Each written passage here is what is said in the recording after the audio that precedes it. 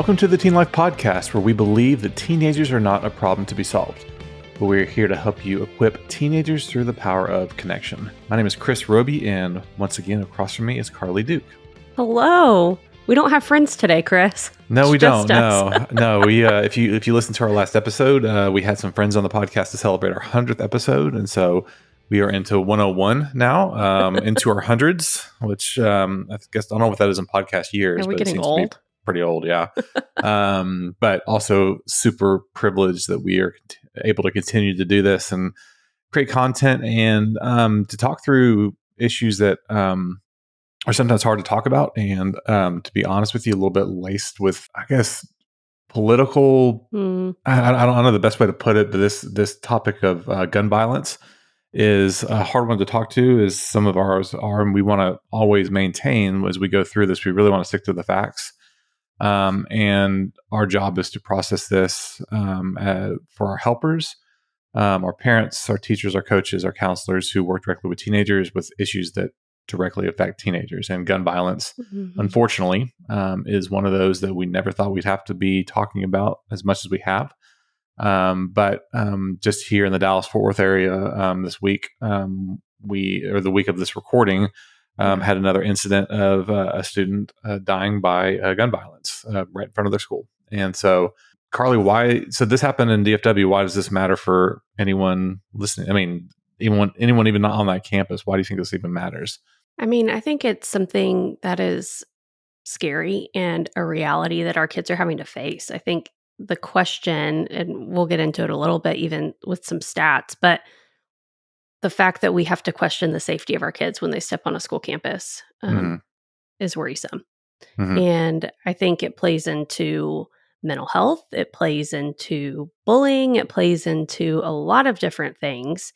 And gun violence is not just mass shootings, and we know that. It also includes suicide and other incidences. But in 2020, firearms became the leading cause of death for kids ages 19 and below.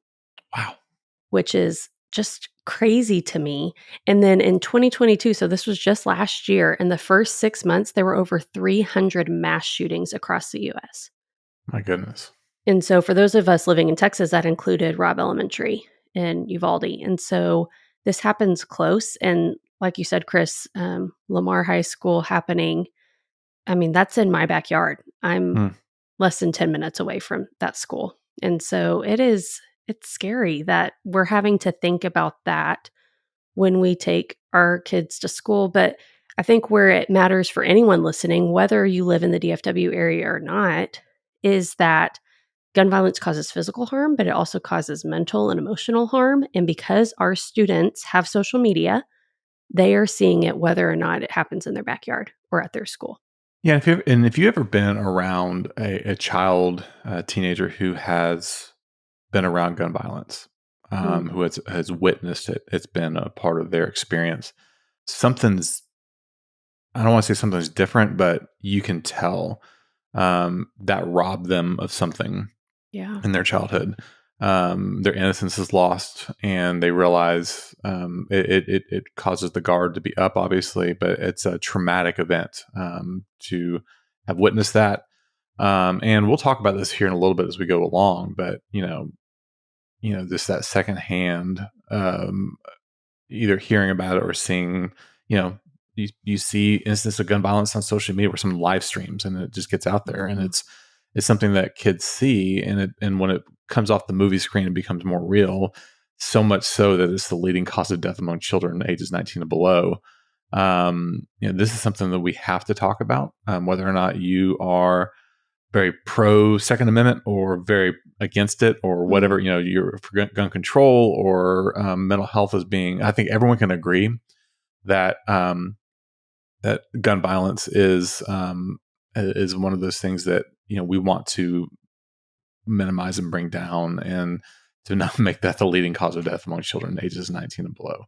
And so that's the reason that we're talking about this, because at least for a while, this is going to be a persistent deal in our society, especially in America. And so, it's important that we talk about this for sure. Yeah, definitely. And to give another stat, by 2021, suicide deaths by firearm were accounted for nearly half of all suicides Mm, among children and teenagers. Children there and you go. teenagers. There we go. But so, like I said, not just mass shootings, which I think is where this conversation came out of, but suicide is also a huge issue. And the fact that nearly half are happening because of gun violence, that's scary. But the teens or the kids who are most at risk are children of color. So gun violence disproportionately affects them, particularly Black students, and also men are young men. So male youth are more than 4 times more likely than females to die by a firearm. Mhm.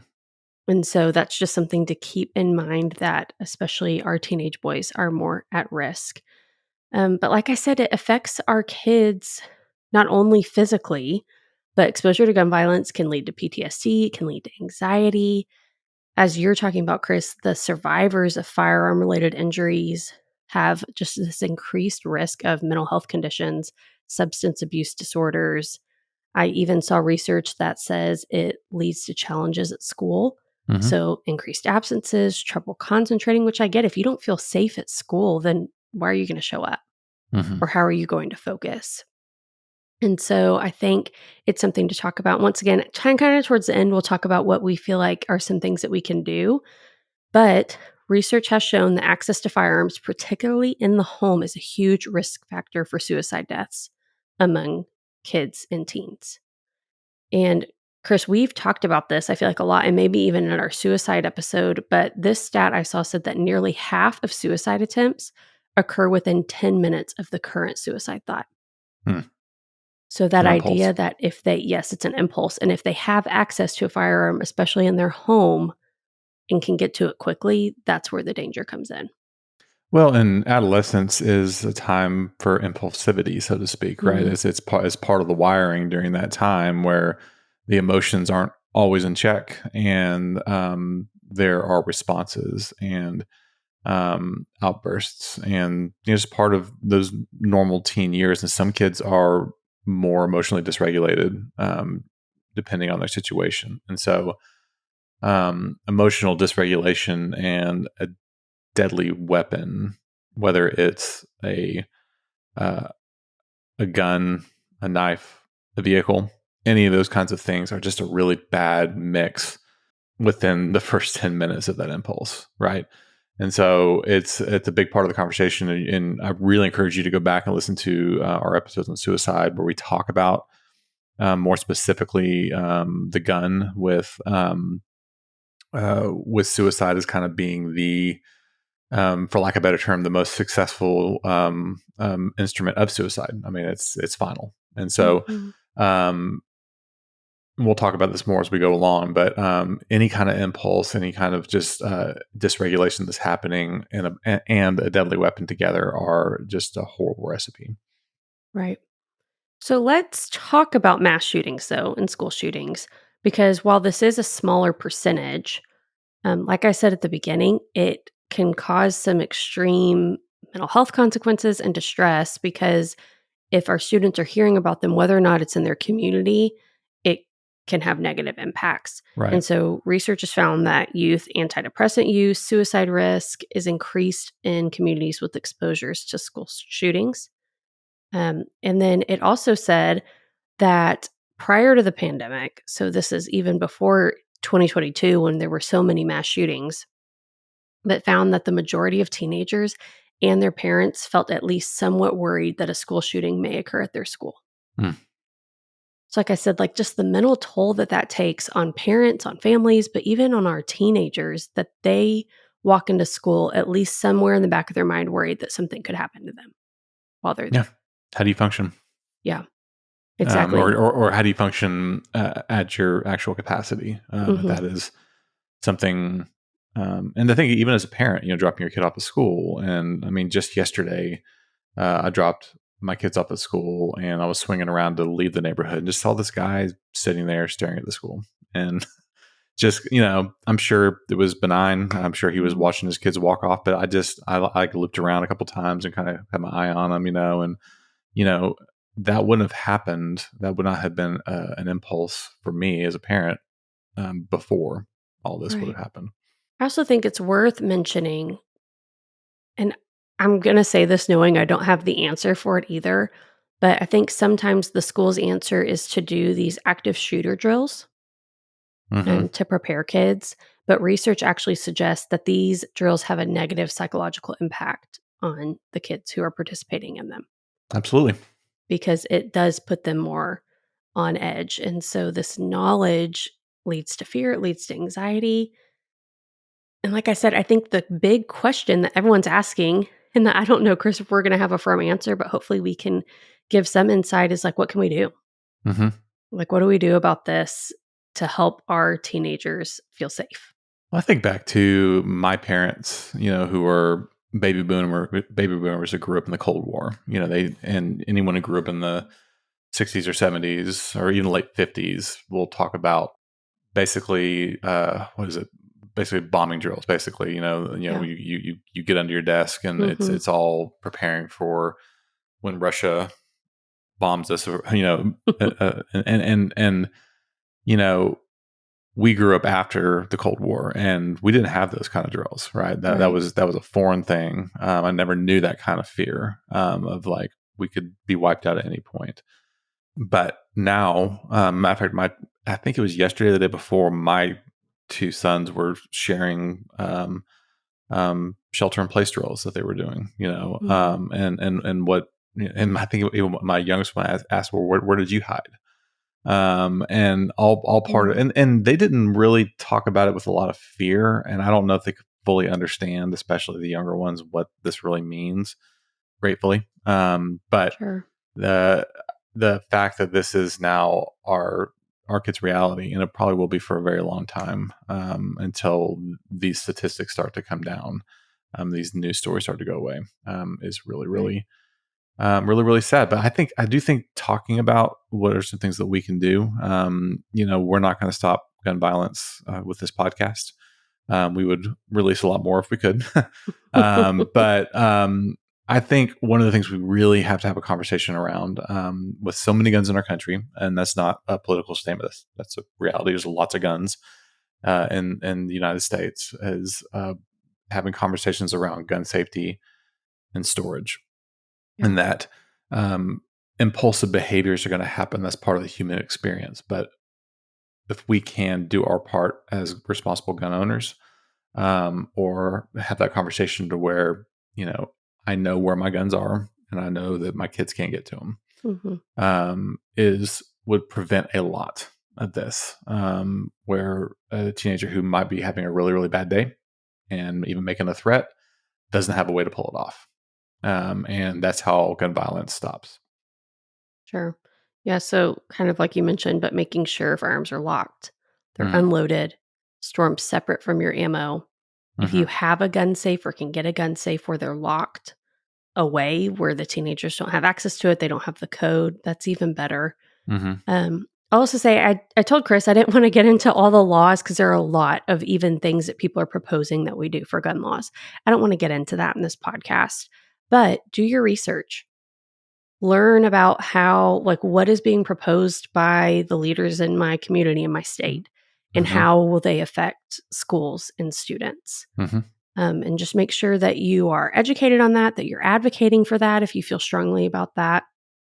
And even around the topic of gun safety, make sure you're having conversations with your kids about gun safety. Hmm. Of if they find a gun somewhere, even if you don't have one in your home, if they're at a friend's house and a friend's parent has a gun, like, especially I think for our younger teenagers, we need to be having those conversations early, about what that looks like and how they can do that safely and make sure that their friends are safe as well. But also, too, them knowing like, hey, what if your friend brings a gun to school Mm, and shows it to you just because they're showing off? Like, what do you do there? Like, yeah. you don't want to be a snitch, but also, that's a life and death thing right there. And so there's certain things where it's probably okay to bring someone in, to help out with that situation. But just gun. If you come across a gun, no matter what do you do that? What do you do with that? I Mhm. think also just encouraging school staff members to, and I feel like teachers are asked to do so much these days, and to not only be an educator, but to be a psychologist, and to Sure. all these different things. But encouraging and equipping educators to know the signs and to know what to be listening for, Mhm.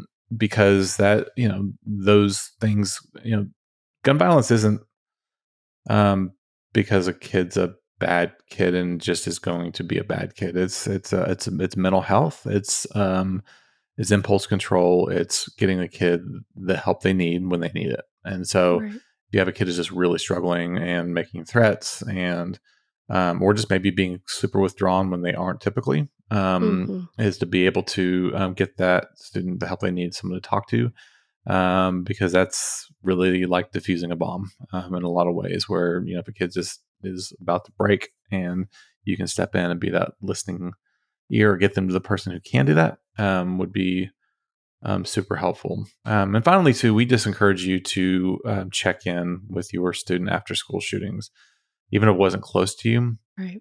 I know this is something as our family we've really struggled with, especially after the Rob mass shooting event back last spring. Is kind of, how do you talk to your kids about this and um, expect them to step on school campuses and feel like they can learn and be safe? Because gun violence as a slice of the pie is really a small possibility, but it's still there, Mhm. and that's just a scary thing to have to go into an environment like that and feel like you can. And so, I'm just saying it is okay to talk about it with your kids, because they probably will hear about it from their friends Yeah. anyways. But be willing to check in with your students after a school shooting, even if it's not right next to you.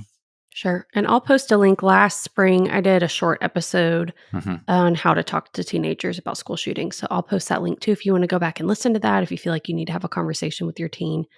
But we're always going to encourage you to connect, to Hmm. have relationship, and to communicate with your teenagers. For the trend this week, Chris, I want to talk about location tracking because I think it's super helpful as a parent if you're wanting to keep tabs on your kids. But many kids are using Find My, is what they call it on the iPhone. It used to be Hmm. Find My Friends, but there are similar apps that track locations and they're using it with their friends. So it's almost like this other weird social media outlet that they're using. And we've talked in our Snapchat episode, we talked about Snap Maps.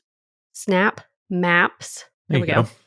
And man, I'm struggling with speaking today. It's okay. And Be Real is another app that you can post your precise location Mm. if you don't turn it off. And so location tracking is a thing that our Hmm. students are doing often. So I just kind of wanted to talk about some pros and cons and maybe what we can be aware of. This one totally got by me, Karlie. When you put this on here, I was like, why are we talking about this? And I never had thought about this as being a socially divisive issue Hmm. with teenagers. But as you talk through it, you're like, oh wow, that'd be a real problem uh, amongst a friend group for sure.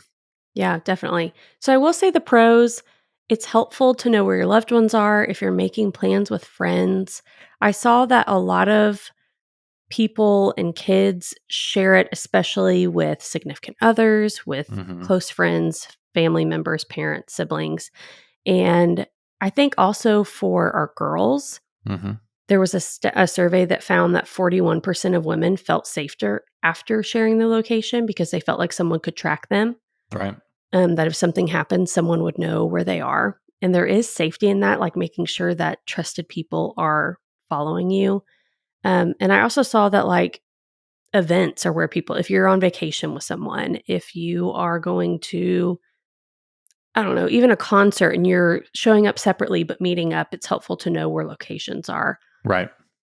But I will also say, if you were to get into the cons, it is easy to feel left out if you are following all of your friends' locations and you notice that all of them are at one location and you weren't invited, you know Oh, very quickly. yeah. I just can't imagine that. Um, that added pressure Hmm. to fit in. If you're really, if you're a teenager who's struggling to fit in and find your place, and you think that you have this great friend group, and all of a sudden you're not with them, and you know Right. it, and you have the data to show it, Yep. no doubt. Yeah, and I just anecdotally, I heard a story this weekend about someone that a mom called another mom and said, "Hey, my son was looking on their location and saw that all of his friends were together at your house. Can I drop him off?"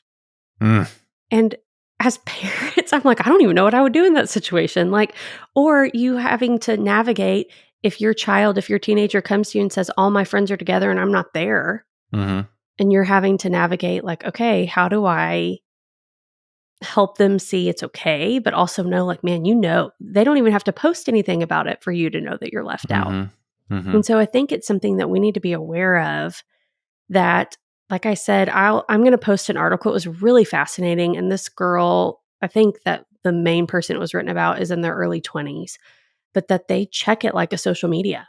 Wow. Like throughout the day, they'll look at their friend list and see where people are. And her in particular, she was like, I think I maybe follow like 20, 30 people. And then she really looked at it and counted, and it was in like the 90s, maybe, of Wow. like how many people had her location. And so I think that's where it can be dangerous if our teenagers start sharing the location freely. They might intend to just do it for a day or a weekend. But if you forget to remove those privileges, you could end up with a really long list of people who know exactly where you are at all times. Well, I'd also say too, for any teenagers in a romantic relationship, Mhm. could be a little bit dicey too. So if there's not a lot of emotional maturity in that relationship, where one is tracking the other's location and their movements, those kinds of things, like why are you here? Why are you here? Yeah. Can be very invasive and very unhealthy. And so if you have a teenager who is is dating someone, that might be a conversation to have of like, hey, are y'all tracking each other on that? Are you, or Mm. and if so, how often does that come up where you are? um because that's a tool for someone who maybe isn't very healthy to manipulate someone else. Sure, and that's where I say definitely have conversations with your kids. Ask Hmm. who they're following. Ask even when do you stop following them. So if you Hmm. follow them, you have to think about at some point, if you break up, you have to unfollow them, which is awkward. You Hmm. have to, if you have a friendship that y'all get in a fight and you don't want them knowing where they are, like those are conversations you need to have. Like make them think twice before they share their location. And maybe even ask them, like, hey, can we look at your friends list together? And then, like, hey, let's look at our friends list and let's get it below 10, maybe, Hmm. of whatever that looks like. I think the max on the iPhone is 100 people, but Okay. that is still frightening. So many people. 100 people knowing where you are at all times is not Hmm. fun, especially for our teenagers. So I just wanted to bring this up so you know what to ask about, where to look, what conversations to be having with your kids so that we're keeping them safe as well. Okay, I have a quick Easter tip, Chris, because that is coming up this weekend. And that is if you have older kids, I feel like sometimes if you celebrate Easter, those Easter traditions are like, what do I do with my teenagers? They think it's Hmm. hokey. We're not doing Easter bunny anymore. But if you still want to do an Easter egg hunt, do money. That's my Hmm. tip.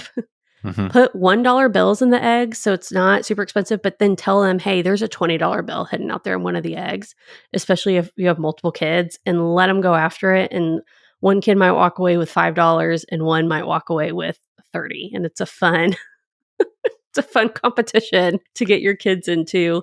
But I also think it's easy to invite the older kids to do stuff for younger kids. If you have Hmm. younger kids in your family, have Yeah. them be part of the planning, be part of the hiding. And then one last thing I'll mention, I saw this and it was fascinating. I was like, I wish I had known about this in high school, and it might be too late this year to do it with Easter coming up so quickly. But there are people who will get eggs and fill them and then charge families, and they'll go the morning of Easter and hide the eggs in their yard. And the Mm, families just pay them to do that. But then the family doesn't have to worry, especially if they have little kids and they don't want to mess with like who hid the eggs. mm. Like, they don't have to worry about doing the eggs, stuffing the eggs, or hiding the eggs, and your teenager could make a little money on the What a side. great little cottage industry. I love it. I know, exactly. Yeah. Well, with that, that's a wrap on this podcast. We are so glad that you joined us for this important conversation. We really ask you to subscribe. If this is a podcast that you enjoy and has been beneficial to you, subscribe so it shows up in your feed every single week. We're every Tuesday drop, and so you can count on that year round. Follow us on social media. Text this episode to a friend if this is something that you feel like you have a friend, you guys want to have a conversation. This would be a helpful part of that conversation. Text that to them. Review us on your favorite podcast app. Tell the world how much you love the Teen Life Podcast. And with that, we'll see you next week.